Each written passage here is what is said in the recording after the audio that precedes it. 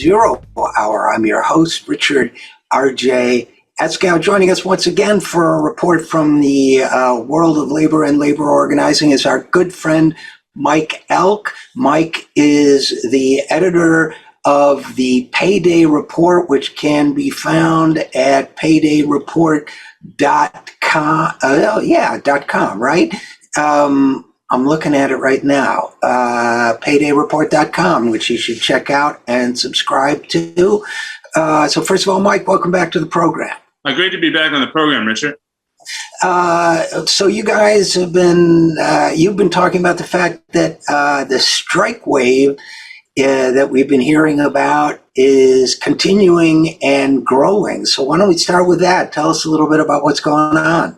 Well, what we're seeing is a couple of different things going on, but now that many schools are returning, we're seeing major strikes. We saw about 5,000 teachers, I want to say, in Columbus go out on strike 2 weeks ago.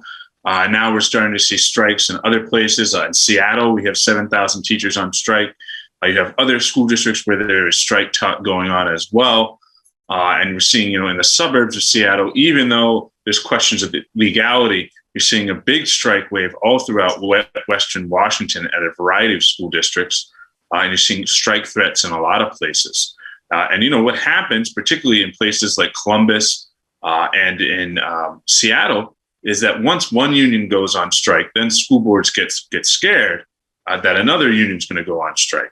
And so, we saw this in Columbus where, teachers in NALS were talking about going on strike. But since, a major teacher union in the capital city of the state had won, because whenever, these organizations, these unions, they're statewide organizations.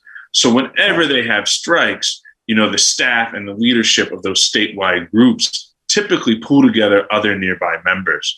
So we're seeing strikes there. We're having a strike right now of about 700 to 800 nursing home workers here in PA.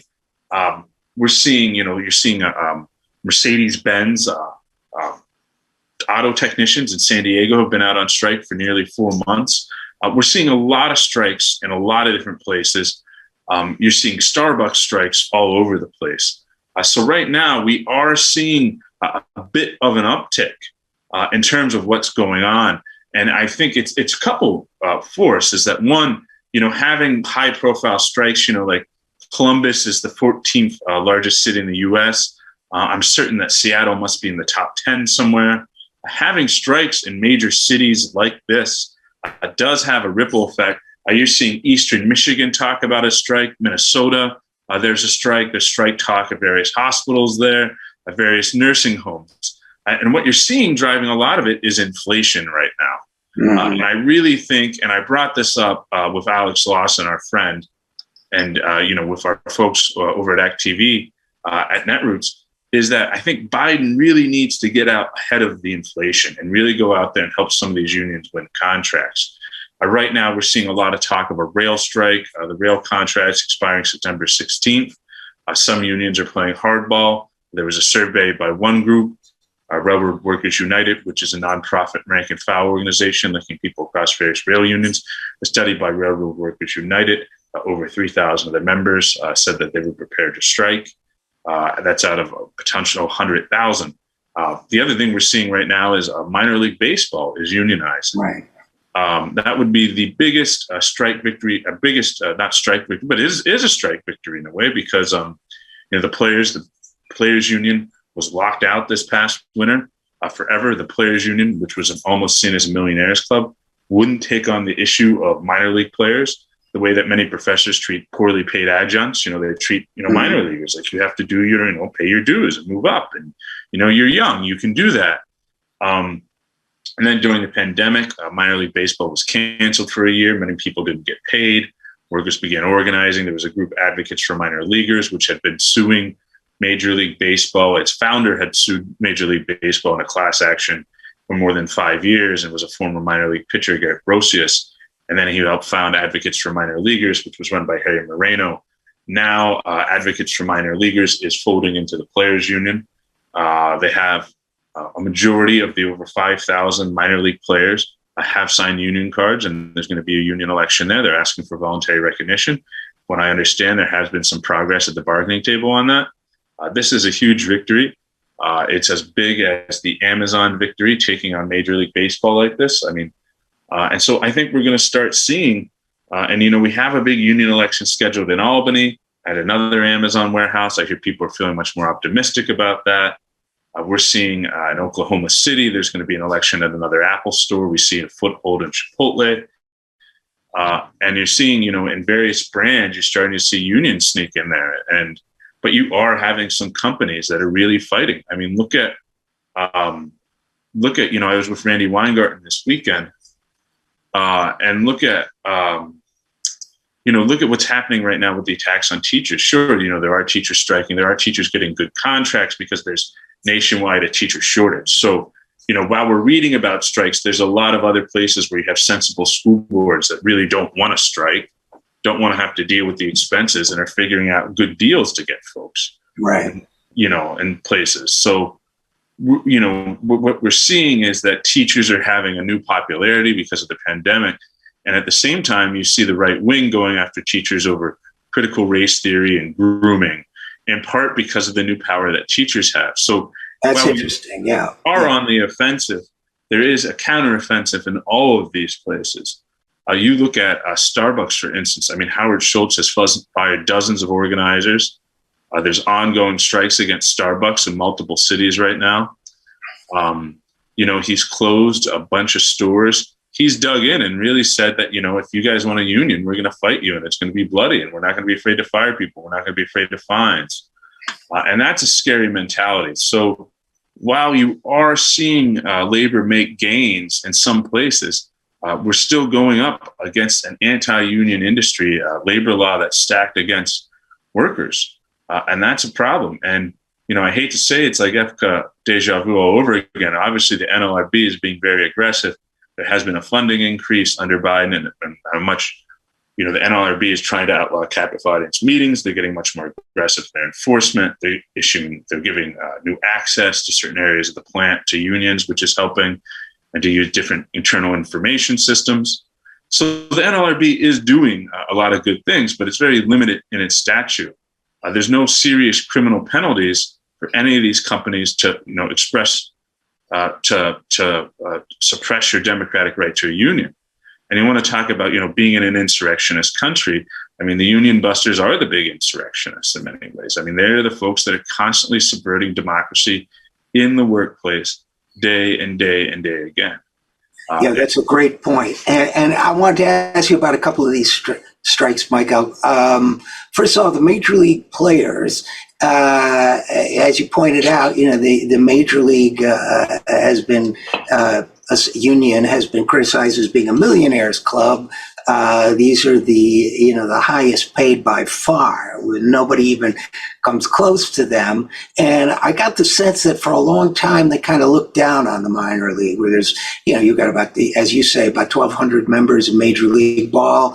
Over 5,000 minor league players, some of whom paid $500 a week. I mean, I've had friends who are minor league players. It's a tough existence. And I got the sense that for a while, the Major League Players Association disdained the minor leagues. Now they're going out with a vote to bring them in. So is that as big a shift in direction as I think it is? Yes. And not only that, I mean, yesterday, the Major League Players Union joined the AFL-CIO and said that baseball needed to get more involved in supporting the larger labor movement. I think that is a big shift. You saw the minor leaguers lose a complete season, and then Major League Baseball eliminated 20% of the minor league teams. At the same time, because of COVID, many minor leaguers started dealing with homelessness issues.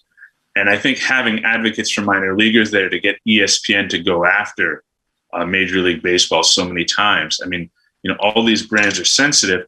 And then you're looking at, last winter, they locked out, the players again, the owners.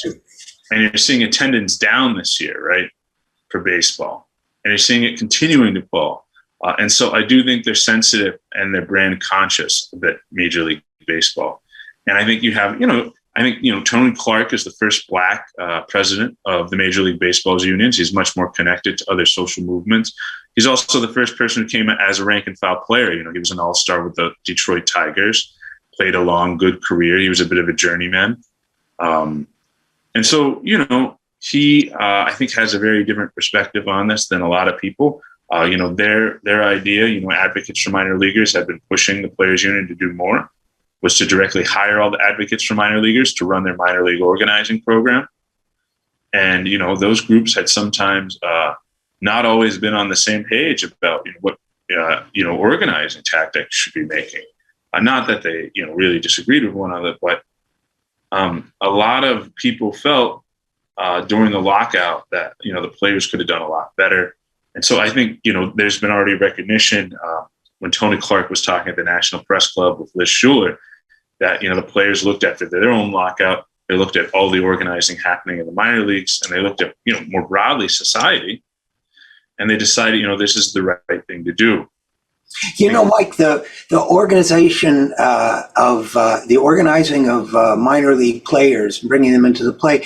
What came to mind for me was what's been going on with some of the writers' unions, Writers Guild, CWA, whoever he may be organized with, where for a while it was only print journalism that was organized, and then they agreed to reach out and start organizing digital journalism as well. And it kind of struck me that maybe there was a little bit of a parallel there, but what do you think?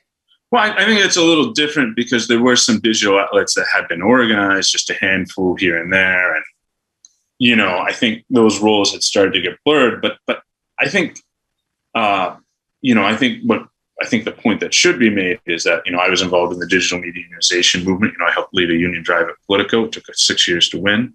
Right. And, I think the lesson that we learned is that, the organizing came from the digital media workers, and then they got the support in a lot of these instances. But there's still a lot of tension there in those unions between the old legacy shops that run things one way and the new shops. And also, just because you have new young blood doesn't always mean that the new young blood is right. Right. But you sure see a lot of tension between, for example, the Writers Guild, right? I mean, between traditional Writers Guild members and some of the newer recruits. I think that was a pivotal issue in the last election. Yeah, it was. It was a big issue there because, there's an issue of the problem is with a lot of these digital media outlets that are funded by VC money is that they just fold out, Right. So you spend all this money organizing one, they never agree to a contract and they just close. Way Gawker did, right, and the way we've seen happen at the Cleveland Plain Dealer and that kind of thing. So I think it becomes hard to organize them. So there is a real tension within unions, and I think these kind of debates we often many labor journalists skew the internal debates of unions. Because I always say to people, a union can be many things. Unions like Congress, right? Congress isn't always right, right. Or right. ever, for the most. I mean, sometimes, and so, it requires democracy, requires participation. And so I think, there was a dialogue around it. And, I don't think it was really covered well because, there's been this tendency I've seen of a lot of media reporters just to sort of give the internal debates within unions a shrug. Yeah, no, I think that makes a lot of sense. And because they're getting so many scoops on companies from, these big unions. So, right. I think you're seeing a lot of media reporters that are afraid to really cover some of the big scandals, sexual misconduct scandal, other scandals within the unions that have occurred. So I think it's a real problem that we have to address. Yeah, that makes sense. And I know you've been on a lot of those stories. In terms of the teachers and the teachers' strikes, you mentioned inflation, but it also seems to me that the teachers, much as they did with the 2017 strikes, that they're also emphasizing quality issues, quality of the job, quality of the education. You link to the Seattle union's bargaining priorities, and they mentioned respectful wages, which I thought was a great phrase on their part, paying them respectfully, but also eliminating toxicity and racism, lowering caseloads and workloads, being paid for more of the off hours work they do and so on. So it seems to me that as one of the things I really admired about the 2017 teachers' strikes was their kind of broad take on improving society and education. It seems to me we're also seeing some of that in a lot of the organizing too. Am I reading too much into it? No, I think we are seeing a lot of that in a lot of the organizing.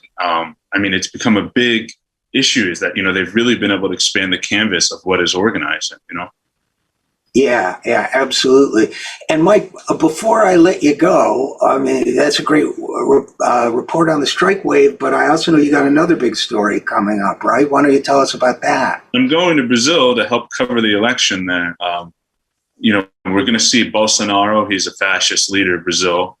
He won under a kind of rigged election the last time where they disqualified his main opponent, Lula, who was the head of the auto workers union, who led strikes in Sao Paulo that brought down the dictatorship there in the 80s in Brazil, and then founded the Workers' Party in the early 2000s, became president of Brazil. I covered his re-election in 2026. And 27, I was there. I was there for about 2 years, from 26 to about 2008. I covered his re-election during that time. And now he's running for president again, and he's leading in the polls against a guy, Bolsonaro, who's been, just burning the Amazon at an incredible rate, has denied COVID, has led to skyrocketing, nearly 800,000 deaths from COVID in Brazil, which is pretty incredible. Has helped flood the country with guns and given fuel to the drug war there, and has had skyrocketing inflation there. And Brazil is in a real crisis right now. And they really need someone in there who's going to come in and fight for poor people the way that Lula did. Lula was the founder of Bolsa Familia, which was a program that helped families to keep their kids in schools. He did all kind of development. He raised workers' wages. He fought for workers' rights. He gave landless workers farms. He obviously did, was a bit to the left of where Obama was and just wasn't always perfect, and sometimes did the bidding of some, corporate Democrats and their system and the weird alliances there. But he was a vast improvement. And Lula is running again. And already the guy Bolsonaro he's running against has a history in the 80s. He actually bombed democracy activists in Rio de Janeiro, has been linked to political assassinations in Brazil. Bolsonaro has already signaled to his supporters. He has private gun clubs. He has his own little militia, his own paramilitary group. The cops there a lot of them are on his side. Bolsonaro has already signaled that he's going to try to challenge the election results, that he thinks it's fraudulent. They have a special commission in Brazil that handles the election results, that he's going to potentially have an uprising. And at that point, it's very important for Americans to pay attention, because President Biden will be asked to do some things to apply potential sanctions, to go after Bolsonaro, to do things that the United States can do to apply pressure within Brazil to make sure that there is a democratic transition if Lula does indeed continue to carry in the polls and win. We saw an insurrection here in the U.S. That certainly inspired many of the same forces of fascism within Brazil. So I'm going to be going down. I'll be touching base with you regularly. I'll be touching base with Alex Lawson. But what we want to do is to create a pipeline between the U.S. And Brazil, so that we can continue to monitor what's going on there and cover it accurately. Well, that sounds great. And of course, we'll want you to stay in touch. And I imagine you'll need funding to get down there and stay down there, right? Yep. So people can come and donate at paydayreport.com/donate. Well, people should be reading and donating to paydayreport.com anyway, in my humble opinion. I do. I recommend that others do as well. So, Mike Elk, labor reporter extraordinaire and good friend, great report. And we'll talk to you before you go to Brazil, I imagine. But good luck in Brazil, and keep us posted. Okay, sounds good. All right, we'll be right back after this. I'm Richard RJ Eskow, and this is the Zero Hour.